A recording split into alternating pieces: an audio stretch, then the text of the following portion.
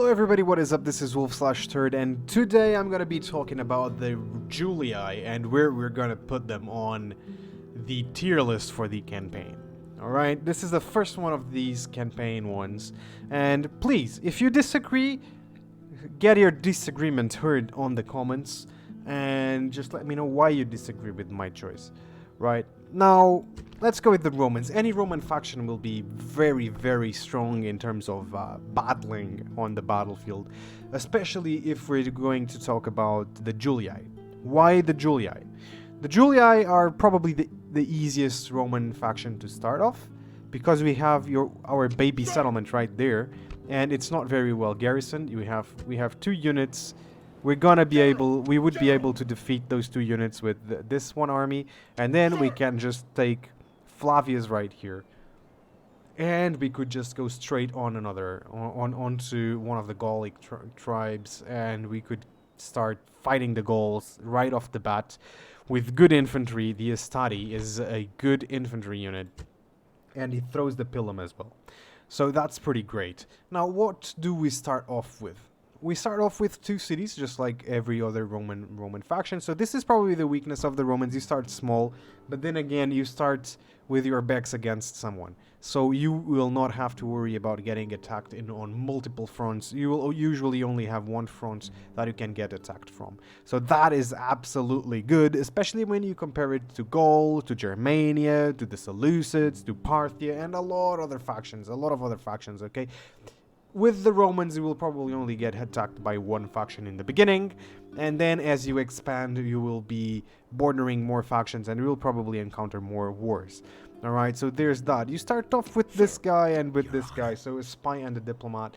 The spy, you can actually get over there and check out. So as you can see, the Gauls start very weak over here in northern Italy, and we could probably move up to the bridge, and then on the next turn get either to Patavium or Medulanium, and I personally would advise you to go Patavium, simply because Patavium is a great city with a lot of potential for both trade. We know we have 3 resources over here, and farming as well. So this is really good, okay? This is really good. And of course, on the cities you already have, we have 4,000 pops, 3,500 pops right here. If you're playing on large unit scale, not on huge, this will be a really good starting population pool for you to recruit your own troops. The cities don't have a lot of buildings. You start with a port. I would immediately start by doing this port. You start with the 5,000 gold by building the port over here, maybe getting some stables to get equites out as soon as possible, or the trader to get money. That really depends on you, or maybe just do the shrines and then the military buildings. I would maybe do that kind of thing. Now let's talk about the temples, because that's something that changes from Roman to Roman. Now here we have a public growth option. I will usually not do this, just because I will not build any public growth buildings on this game. I will not. Unless you are a barbarian faction, you will not need to do it. Okay, you see here, we have 3% population growth on this city. We don't need any more of it. And then you have the Bacchus. Okay, this is just public order. And we can actually go ahead and check here for what are the bonuses in the end. Okay, so we were seeing Ceres, and as you can see, you will go out to get 2% public order growth, 20% to happiness, and then I think, yeah, this one changes. But you will have the population growth as well, at least one on every single one of the others, so you don't really need to worry about that. But that's it, 20% happiness, 2% growth, and here you just have a whopping 40% bonus to your public order. This is really good. This is what you're going to be usually doing. And then when you get the Pantheon, you'll have 50% public order happiness. That's huge, okay? And then on the last one, it's law and happiness. Law is really good because the more law you have, the less corruption you have on your settlements, and the more public order you have. So this is kind of a bonus to both public order and corruption, okay? And when you get to that last building, you have 25% bonus to law, which is really good when you're trying to control your corruption in your settlements. And corruption can cost a lot of money. So for example, you know, this is really close to my capital, okay? Wait, is this my capital? Yeah, this is my capital, god damn it. Let's go here to our minimum.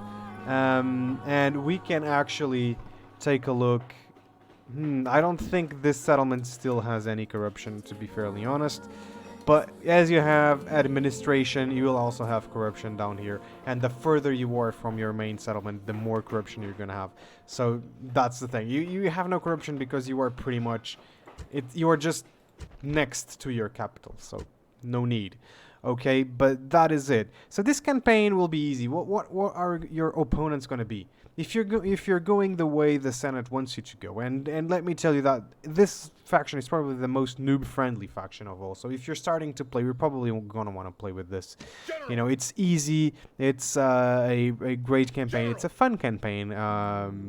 In the beginning, at least, you're gonna be fighting barbarians. You're just gonna be fighting Gauls, and then you're gonna be fighting Germanians. You're gonna be fighting Brits. You're gonna be fighting Spain. Okay, and maybe some Carthaginians here, if the Carthaginians win Spain, or it depends on who wins Iberia, if the Carthaginians or Spain. You're gonna be fighting one of them, but probably you're still gonna be fighting Spain when you get there. So is this fun? In the early game, yes, it's fun. You're powerful. You're more powerful than the Gauls. You're probably gonna win. You're gonna have a good time, but then you're gonna be fighting the Germanians. The Germanians have, of course, those pike warbands. Okay, they're a little bit tough. If you get the cav, if you get the cavalry here, if you get some archers, or well, you're gonna just have velites in the beginning. But if you have these early game units that are pretty good, like the equites and stuff, you'll be able to get them fairly easily because they don't have a lot of morale. Okay, so if you surround them, they will die. You know, but they're gonna be barbarians, and then you're gonna fight the Brits, and the Brits just are kind of like the Gauls, but they have head hurlers, and you gotta watch out for those chariots. That's, you know, it's not gonna change the game a lot. If you want to go here to the east, you will probably find Dacians here as well, more barbarian factions. There will not be a lot of variety in what you're gonna be fighting, and that is why, in my opinion, the Julii are probably the most boring Roman faction.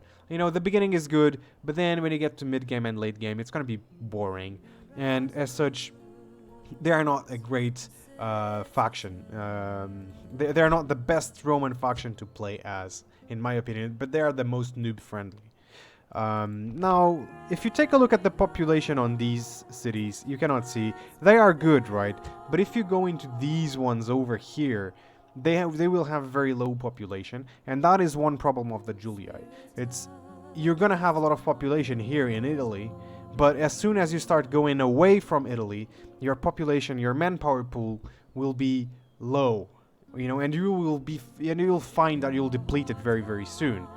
So you definitely want to watch out for that, and that is why, my friends, and for all of these reasons that I just told you, that I just discussed, I think that the Julii, you know, considering the late game and how strong they get in the late game, you can do pretty much whatever you want.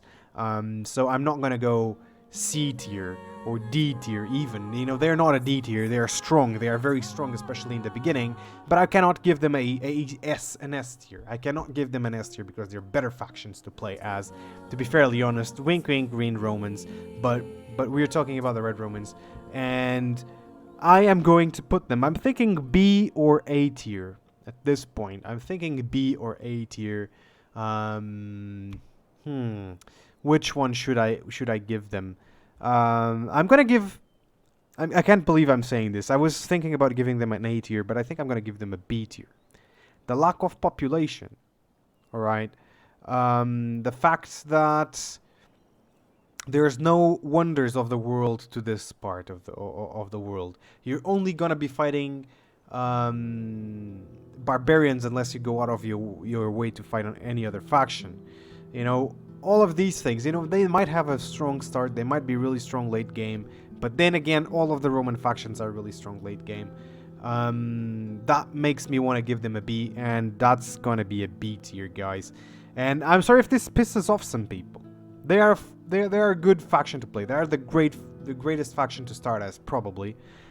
But you know, for me, it's just not the most fun campaign, and that's how I'm going with it, right? They're good, their roster is really good, but I think they lack a little bit on the fun factor of the game.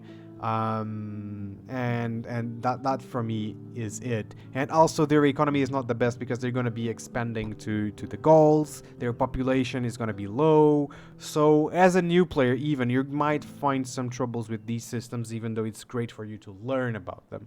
Okay, so that's going to be it. Julii, a B tier faction. Hope you enjoyed this video. Please leave a like, subscribe to the channel, follow me on Twitch, and I'll see you guys on the next one. Thank you so much.